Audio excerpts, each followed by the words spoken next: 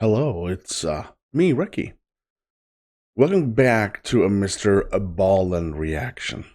I tend to go back every now and then, and this time I was digging deep in the MrBallen channel, and I found something that really caught my eye, and I hope you guys enjoy this too. This is top 3 stories that sounds fake, but are 100% real, part 10. And you might ask, well, Recky, why don't you start at 1, then gradually go up to 10? Or whatever it is. That's not how I roll. It is. Like, I don't do that. It feels weird. Because I don't want to make it serious about it. That's basically it. You never know what's going to happen at Racky's. One time we're watching Nuke's Top 5, another one we eat potatoes. We never know. If you do enjoy the content, don't forget to smack the like and, of course, hit that subscribe. I greatly appreciate that. And if you haven't checked out MrBallen yet, please do. You find the link for his video and, of course, for the video, his channel, and his video. Both links are available in the description. Go there and give them the support that they so much deserve. And a big thank you to my channel members and my patrons. Thank you so much for the crazy support. Thank you. A big shout out to the Supreme Tier donators over by Patreon and, of course, on channel membership. Thank you. Thank you. Cool. Really cool. Personal shout outs to the ultimate supporters: Deja, Walt, Dwayne, Kevin, Dana, Troy, Sarah, Robert, Matt, Lot, and Barbara. God bless. All right, let's find out what this is. Sometimes the truth is stranger than fiction, and today we're going to look at 3 stories that demonstrate that. But before we get into those stories, if you're a fan of the strange, dark, and mysterious delivered in story format, then you come to the right channel, because that's all we do, and we upload 3 or 4 times every week. So if that's of interest to you, please secretly use the like button's toothbrush to clean a dog's teeth, and then just put the brush back. Also, please subscribe to our channel and turn on all notifications so you don't miss any of our weekly uploads. All right, let's get into today's stories.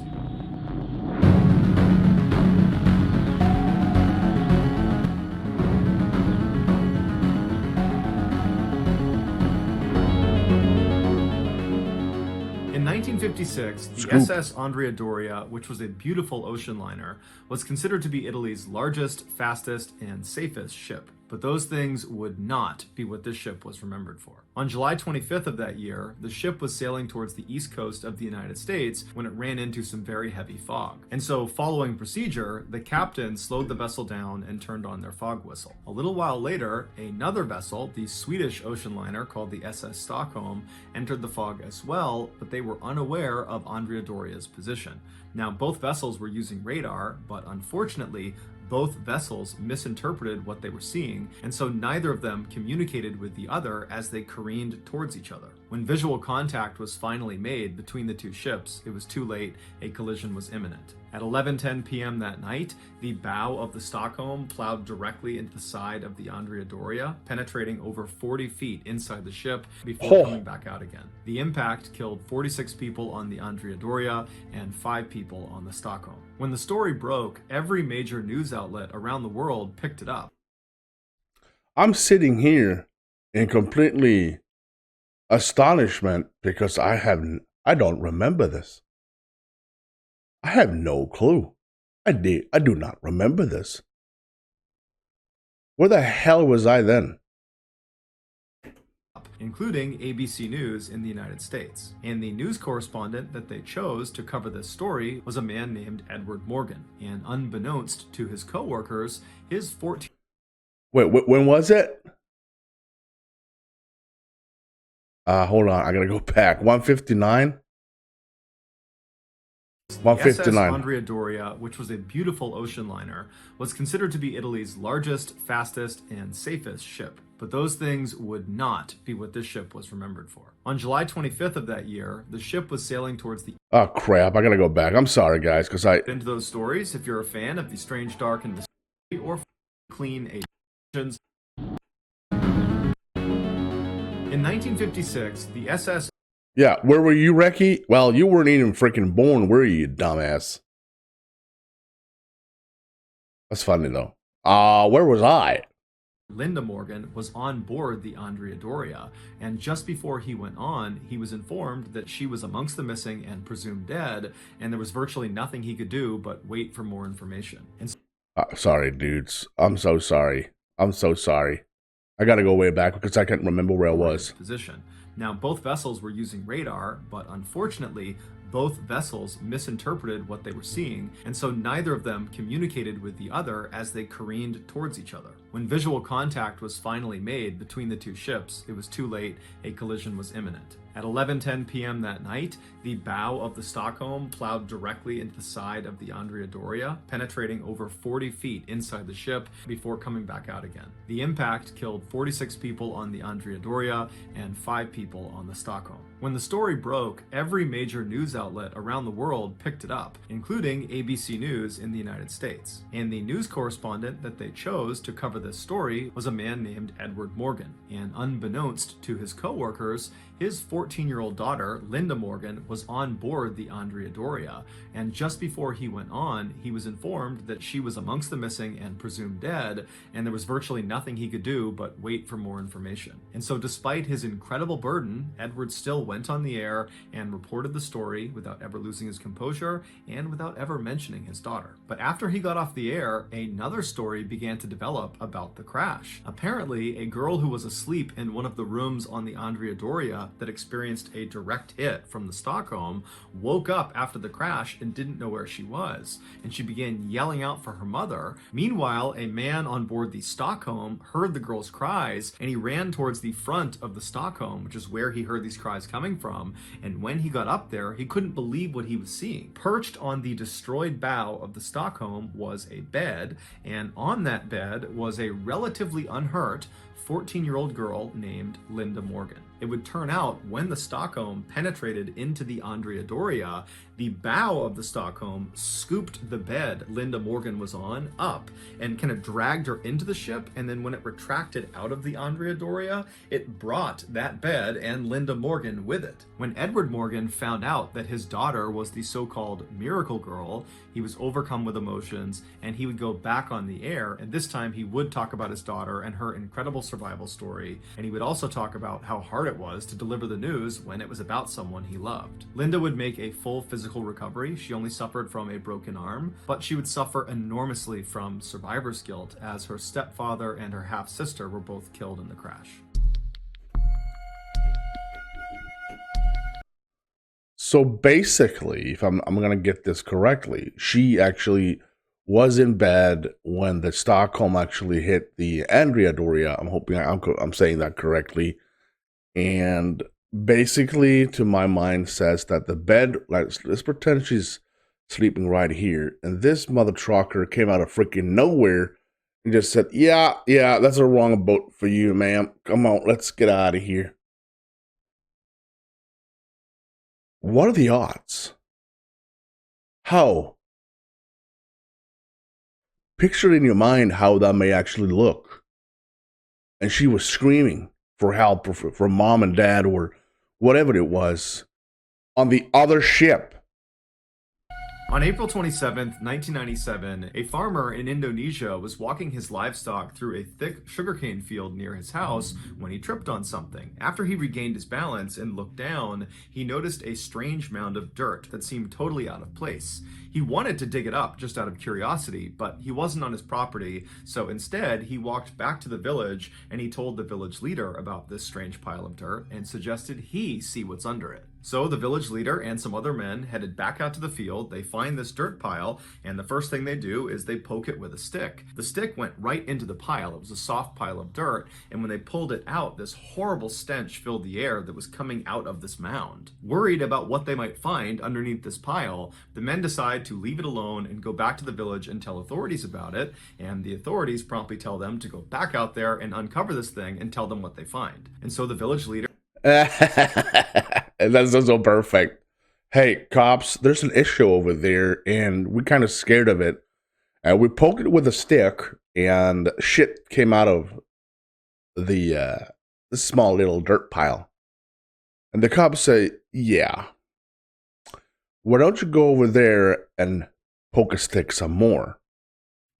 And some more men head back out to the field and they start digging. And pretty quickly, their shovels strike something that's fairly soft inside of this mound. And so, after delicately removing some more dirt, they discover a woman's face is looking right back at them. It appeared she'd been buried up to her neck, and then someone had just thrown dirt on top of her head. At this point, the authorities did come out and they were able to identify the body as belonging to a 21-year-old local woman named Dewey. After asking around the village about this girl, the police determined the last time anyone had seen her was 3 days earlier when she had left her house to run an errand. But after that, no one knew what happened to her. Just a few hours after Dewey's discovery, a 15-year-old rickshaw driver came to the police with additional information. He said 3 days earlier, on the evening of April 24th, so the same day that people had seen Dewey last, he said she had come to him to ask for a ride. And when she got into the rickshaw, he asked where she wanted to go, and she said she did not want to tell him specifically where she was going. Instead, she just wanted him to drive in a particular direction, and she would give him more information about how to get where she wanted to go as they got closer.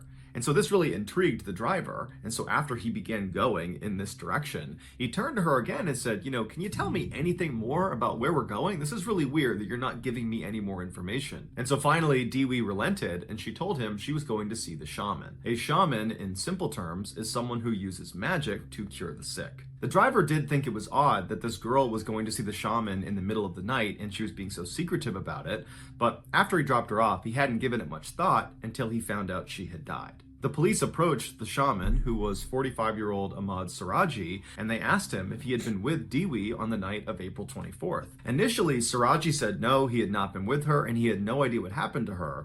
But after police searched his house and found Dewey's belongings inside, Siraji said, okay, I've been lying and I have a confession to make.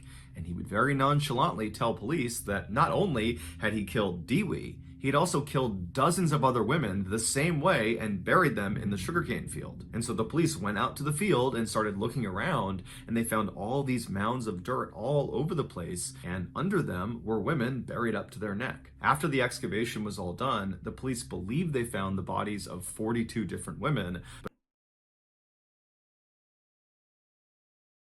Holy shit. 42?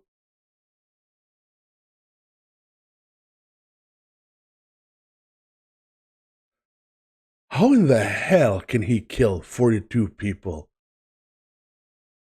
Well, the only time everyone gets any kind of suspicions that 42 people just went freaking missing and no one gives a shit. And then one rickshaw guy said, well, biked her out to the shaman a couple of days ago, and here we go. No one said that. Where is my wife, my daughter, my sister, my grandma, whatever? No one said that? Like, no one gives a shit? But truthfully, that was just a guess. They believed there could be more. During his trial, Siraji explained in detail why he did the things he did. He said back in 1986, so 11 years earlier, he had this vivid dream where his deceased father came to him and instructed him to drink the saliva of 70 women. And if he did that, he would become immortal. When Siraji woke up, he didn't chalk up this experience as just a strange dream. He believed he had just had a real interaction with the spirit of his dead father, and so he decided he would do as he was told.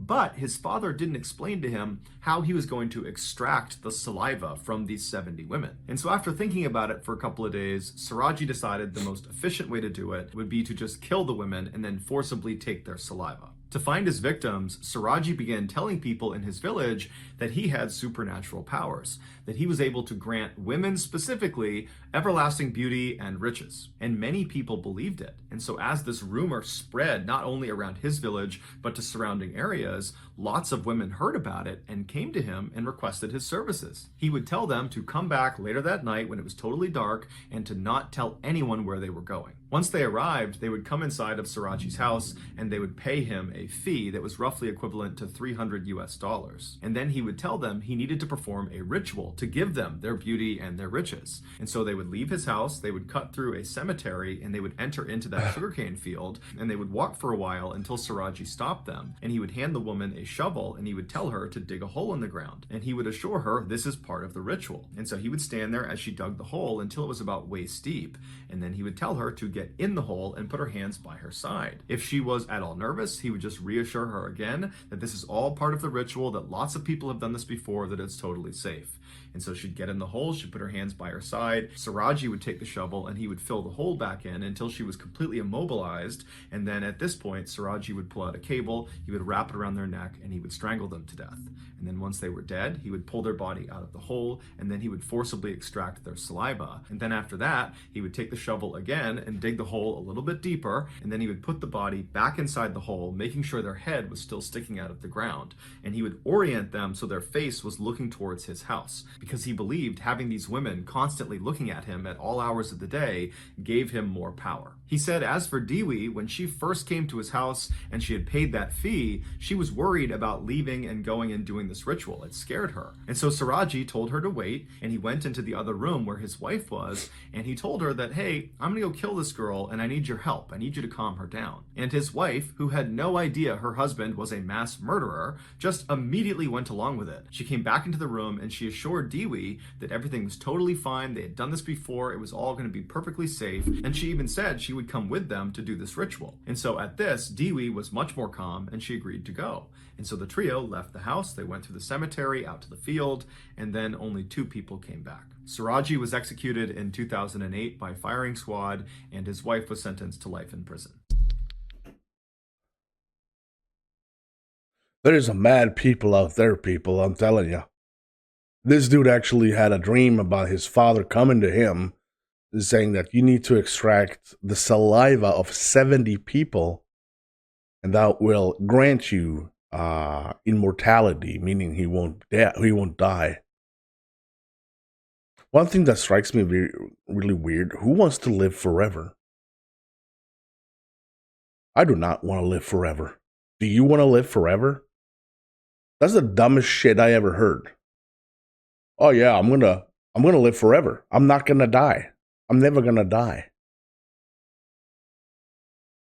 Why saliva? 42 people killed, this dude aiming the heads of the women towards his house. And that will, in his mind, grant him even more powers. And again, 42 people went missing. Only one was questioned where they are because they found the body. Like, the other two, 41 or 42, whatever it was, no one gave a shit. They went missing, then yeah, cool. Yeah, that's it. That's life, isn't it? Don't mess with Doug. Around midnight on September 3rd, 1986, Doug Wells and his wife Kristen were pulling onto their street in western Montana when they noticed a camper parked in front of their house. Neither of them recognized the camper, and so when they pulled into their driveway, Doug got out and walked over and looked inside to see if anyone was in there. And there was a man sleeping in the front seat. Doug didn't wake him up. Instead, he went back to his wife. They talked about it, and they decided that this man must have just randomly parked in front of their house, and that most likely the next day he would leave. And so the couple went inside their house and they began getting ready for bed. At some point, Doug rounded up all the trash inside of the house and was going to bring it outside to put into the trash bin. And when he went outside, standing in his front lawn is the same guy who was just sleeping inside of the camper. And so Doug very cautiously goes down the front steps and he yells out to this guy and says, what are you doing here? And immediately the man put his hands up and said he meant no harm. He said his name was Wayne Nance, and he actually worked with Doug's wife, Kristen, at the furniture store in town. Wayne went on to say that he happened to be driving down their street earlier that day, and he spotted someone standing outside one of their windows looking in their house, and he knew it was Kristen's house, and he looked in their driveway, and he saw that Kristen wasn't home, and it looked like nobody was home, and so he decided he would just park out front and try to scare off this person and wait for Kristen to get back. But by the time Kristen got back, he had fallen asleep. Doug was totally caught off guard by this whole situation. The idea that there's this guy on his property talking about another guy that was lurking around his property. And so he asked Wayne, did you see this guy again after that first time you saw him? I'm going to give my skeptical eyes on that guy directly. Like, Why were you in a camper driving next to a house? That house where your colleague lives, because I'm pretty sure that dude has some kind of affection for her. And I'm gonna call complete bullshit from the guy in the camper for this one. Complete bullcrap. Doesn't make any sense. He was driving by your house and I saw another guy while looking into your windows, and I freaked out a bit, so I wanted to stand outside like a god. No bullcrap. Him, and Wayne said no, he hadn't, but he didn't have a flashlight, and so maybe if Doug went in the house and got some flashlights, the two of them could walk the property and make sure nobody was there. Doug thanked him for the offer and said, okay, well, why don't you come in the house and I'll go look for those flashlights. And so Doug led the way inside of his house, and as soon as Wayne got in the house and shut the front door behind him, he pulled out a metal pipe he was hiding and smashed Doug over the back of the head. Doug turned around and Wayne hit him again over the face, and before long the two of them were struggling on the ground. Kristen, who was upstairs, heard the commotion, and she came running down the stairs, and she sees at the bottom her husband, who's bleeding profusely from his head. He's covering himself up on the ground, while Wayne, her co-worker, is standing over him, punching and kicking him. Before Kristen could do anything, Wayne noticed her up on the stairs, and he drew a pistol and aimed it at her and told her to come down here and tie up your husband's arms and legs. Kristen, who's in shock, is just hoping this was just a robbery and that they would have their lives spared. And so she does as she's told. She walks down.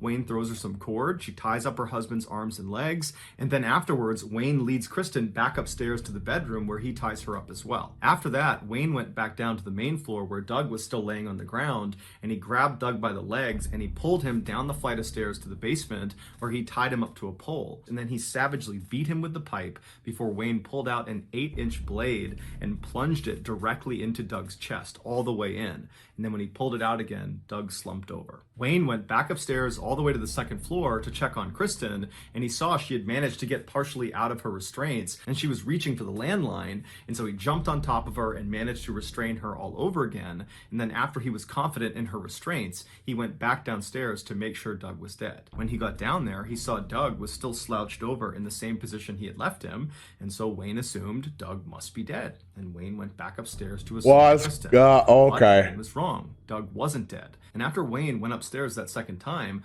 Doug, despite his horrific head and chest injuries, managed to wriggle out of his restraints and then hobbled over to a workbench where he had a rifle laying out because Doug was actually a gunsmith. And so he took the rifle and he loaded it with the one round he found on the table. And then he walked over to the base of the stairs, he raised his rifle, and he made his way up to the main floor. He didn't come in contact with Wayne, and he looked around the first floor, he didn't see him, and he heard his wife screaming upstairs. And so he made his way to the next set of stairs and began walking up with his rifle raised. At the top of the stairs to the second floor, there was a hallway that ran right and left out of sight. And so as Doug is making his way up, he can hear off to the left, out of view, his wife screaming in the bedroom, and he can hear the sound of very heavy footsteps running down the hall towards the landing where he is. And so Doug positioned himself in the stairwell, he took aim about chest height with his rifle, and he waited for their attacker to show himself. And so as soon as Wayne came flying around the corner with his knife in his hand, Doug just fired one shot that struck him right in the stomach. Wayne fell backwards, totally shocked at what had just happened. He began to stagger, and Doug, meanwhile, turned his rifle around like a baseball bat because he didn't have any more rounds, and he just starts walking down the hall, smashing Wayne as Wayne continues to stumble and fall and try to run away from Doug. And finally, he gets away from Doug, charges into the bedroom where Kristen is, and he grabs his pistol, and he turns around and he fires 3 shots towards the door where Doug is now standing. And Doug, he's unfazed. One round hits him in the leg, the other 2 miss. He doesn't care. He just walks up to Wayne and begins bashing his head in with the back of this rifle. He hits him so many times that the buttstock of the rifle explodes and the metal of the rifle bends like an L. And at some point, Wayne drops the gun because he's getting viciously beaten on by Doug and his rifle. And Doug sees that, he grabs the pistol, and he fires the remaining rounds into Wayne's head. Police and paramedics would show up shortly thereafter,